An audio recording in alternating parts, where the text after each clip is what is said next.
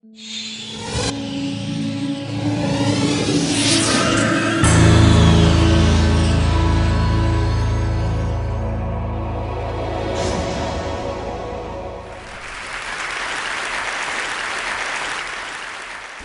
do you explain when things don't go as we assume?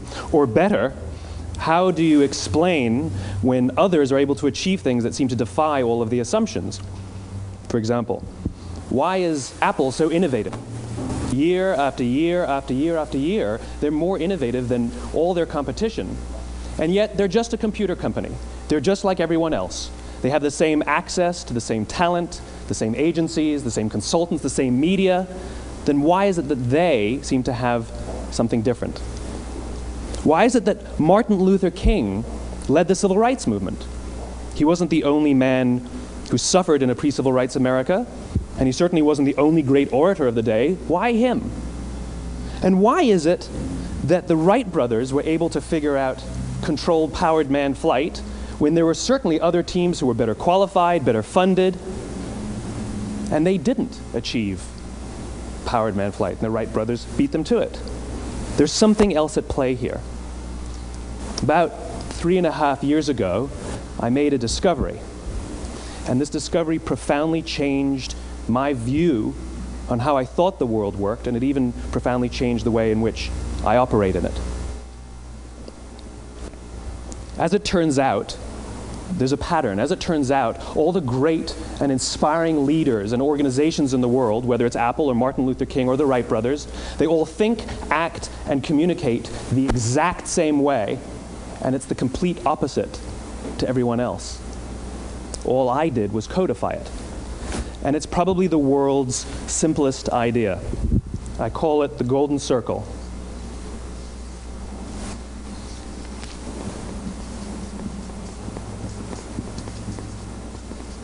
Why, how, what?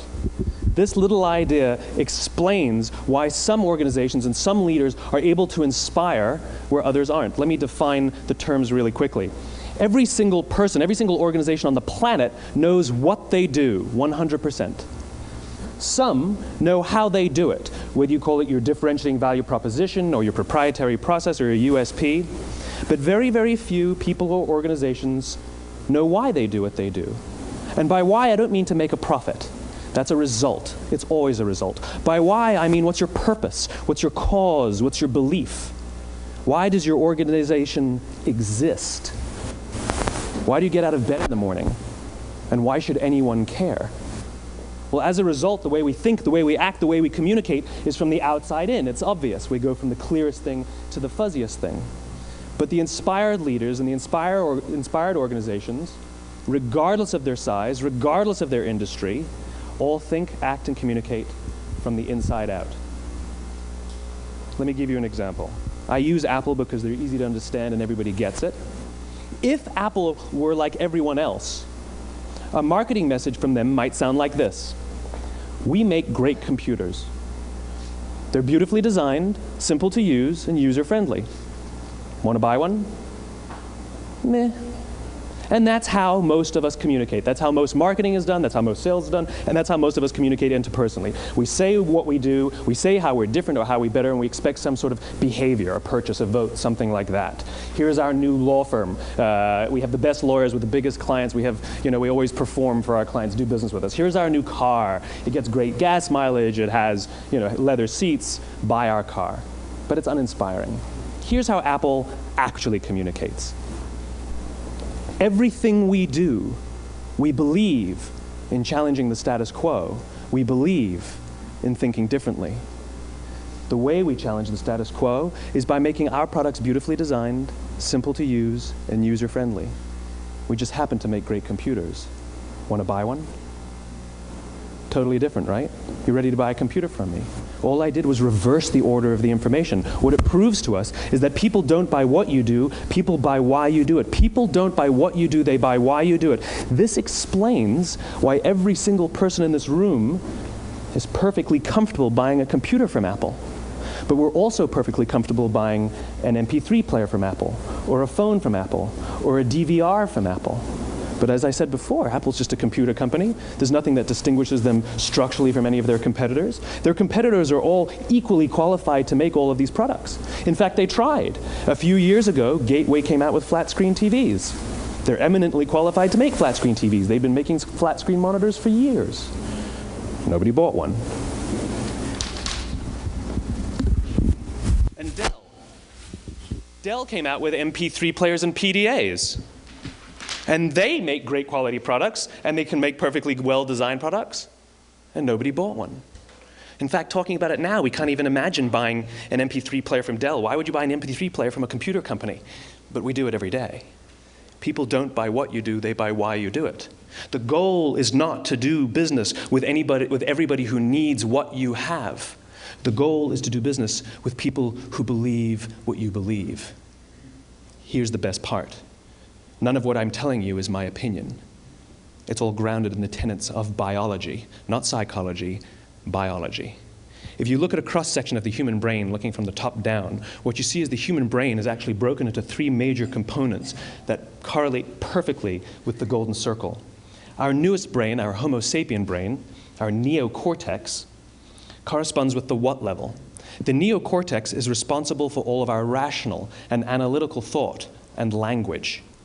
The middle two sections make up our limbic brains, and our limbic brains are responsible for all of our feelings, like trust and loyalty. It's also responsible for all human behavior, all decision-making, and it has no capacity for language. In other words, when we communicate from the outside in, yes, people can understand vast amounts of complicated information like features and benefits and facts and figures. It just doesn't drive behavior. When we communicate from the inside out, we're talking directly to the part of the brain that controls behavior, and then we allow people to rationalize it with the tangible things we say and do. This is where gut decisions come from. You know, sometimes you can give somebody all the facts and your figures, and they say, I know what all the facts and details say, but it just doesn't feel right. Why would we use that verb? It doesn't feel right. Because the part of the brain that controls decision-making doesn't control language. And the best we can muster up is, I don't know, it just doesn't feel right. Or sometimes you say you're leading with your heart or you're leading with your soul. Well, I hate to break it to you, those aren't other body parts controlling your behavior. It's all happening here in your limbic brain, the part of the brain that controls decision-making and not language. But if you don't know why you do what you do, and people respond to why you do what you do, then how will you ever get people to vote for you or buy something from you, or more importantly, be loyal and want to be a part of what it is that you do? Again, the goal is not just to sell people who need what you have. The goal is to sell to people who believe what you believe. The goal is not just to hire people who need a job. It's to hire people who believe what you believe. I always say that, you know, there's, if you hire people just because they can do a job, they'll work for your money. But if you hire people who believe what you believe, they work for you with blood and sweat and tears. And nowhere else is there a better example of this than with the Wright brothers. Most people don't know about Samuel Pierpont Langley. And back in the early 20th century, the pursuit of powered man flight was like the dot-com of the day. Everybody was trying it. And Samuel Pierpont Langley had what we assume to be the recipe for success. I mean, even now, you ask people, why did your product or why did your company fail? And people always give you the same permutation of the same three things. Undercapitalized, the wrong people, bad market conditions. It's always the same three things. So let's explore that. Samuel Pierpont Langley was given $50,000 by the War Department to figure out this flying machine. Money was no problem. He held a seat at Harvard and worked at the Smithsonian and was extremely well connected. He knew all the big minds of the day.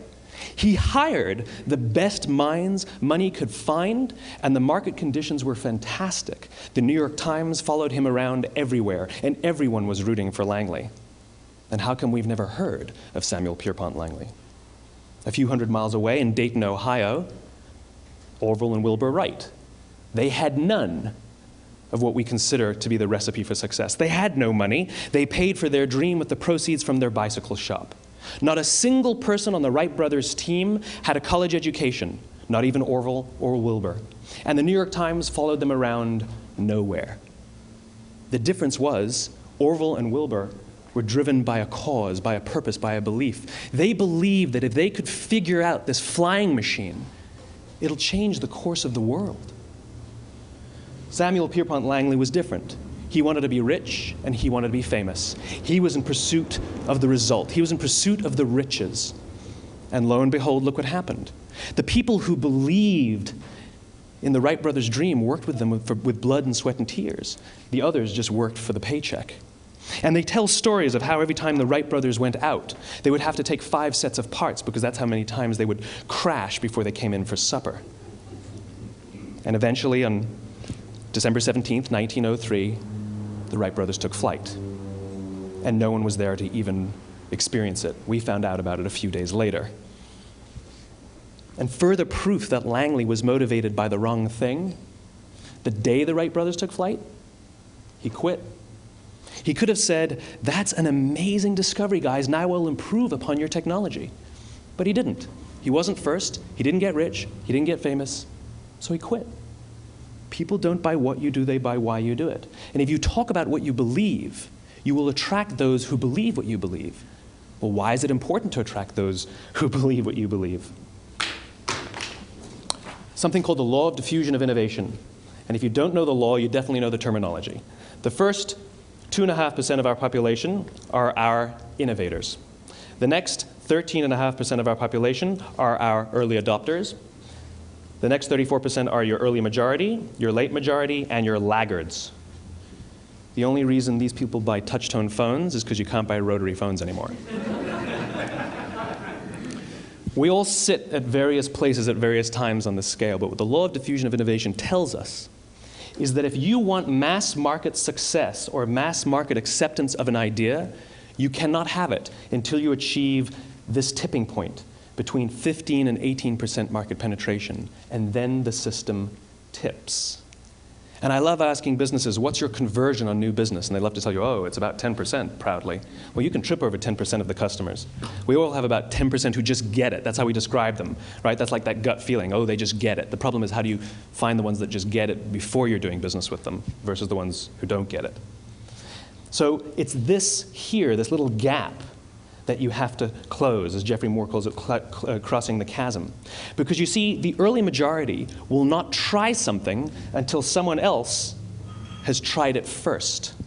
And these guys, the innovators and the early adopters, they're comfortable making those gut decisions. They're more comfortable making those intuitive decisions that are driven by what they believe about the world, and not just what product is available. These are the people who stood online for 6 hours to buy an iPhone when they first came out, when you could have just walked into the store the next week and bought one off the shelf. These are the people who spent $40,000 on flat-screen TVs when they first came out, even though the technology was substandard. And by the way, they didn't do it because the technology was so great. They did it for themselves. It's because they wanted to be first. People don't buy what you do, they buy why you do it. And what you do simply proves what you believe. In fact, people will do the things that prove what they believe. The reason that person bought the iPhone in the first 6 hours, or stood in line for 6 hours, was because of what they believed about the world and how they wanted everybody to see them. They were first. People don't buy what you do, they buy why you do it. So let me give you a famous example, a famous failure and a famous success of the law of diffusion of innovation. First, the famous failure. It's a commercial example. As we said before a second ago, the recipe for success is money and the right people and the right marketing conditions, right? You should have success then. Look at TiVo. From the time TiVo came out about 8 or 9 years ago to this current day, they are the single highest quality product on the market. Hands down, there is no dispute. They were extremely well funded. Market conditions were fantastic. I mean, we use TiVo as a verb. I TiVo stuff on my piece of junk Time Warner DVR all the time. But TiVo is a commercial failure. They've never made money. And when they went IPO, their stock was at about $30 or $40 and then plummeted, and it's never traded above 10. In fact, I don't think it's even traded above 6, except for a couple of little spikes. Because you see, when TiVo launched their product, they told us all what they had. They said, we have a product that pauses live TV, skips commercials, rewinds live TV, and memorizes your viewing habits without you even asking. And the cynical majority said, we don't believe you, we don't need it, we don't like it, you're scaring us. What if they had said, if you're the kind of person who likes to have total control over every aspect of your life, boy, do we have a product for you. It pauses live TV, skips commercials, memorizes your viewing habits, etc., etc. People don't buy what you do, they buy why you do it, and what you do simply serves as the proof of what you believe. Now let me give you a successful example of the law of diffusion of innovation. In the summer of 1963, 250,000 people showed up on the Mall in Washington to hear Dr. King speak. They sent out no invitations, and there was no website to check the date. How do you do that? Well, Dr. King wasn't the only man in America who was a great orator. He wasn't the only man in America who suffered in a pre-civil rights America. In fact, some of his ideas were bad. But he had a gift. He didn't go around telling people what needed to change in America. He went around and told people what he believed. I believe, I believe, I believe, he told people. And people who believed what he believed took his cause and they made it their own, and they told people. And some of those people created structures to get the word out to even more people. And lo and behold, 250,000 people showed up on the right day, on the right time to hear him speak. How many of them showed up for him? 0. They showed up for themselves. It's what they believed about America that got them to travel on a bus for 8 hours to stand in the sun in Washington in the middle of August. It's what they believed, and it wasn't about black versus white. 25% of the audience was white. Dr. King believed that there are 2 types of laws in this world, those that are made by a higher authority and those that are made by man. And not until all the laws that are made by man are consistent with the laws that are made by the higher authority will we live in a just world. It just so happens that the civil rights movement was the perfect thing to help him bring his cause to life. We followed him not for him, but for ourselves. And by the way, he gave the I have a dream speech, not the I have a plan speech. Listen to politicians now with their comprehensive 12-point plans. They're not inspiring anybody. Because there are leaders and there are those who lead. Leaders hold a position of power or authority, but those who lead inspire us. Whether they're individuals or organizations, we follow those who lead, not because we have to, but because we want to. We follow those who lead, not for them, but for ourselves. And it's those who start with why that have the ability to inspire those around them or find others who inspire them. Thank you very much.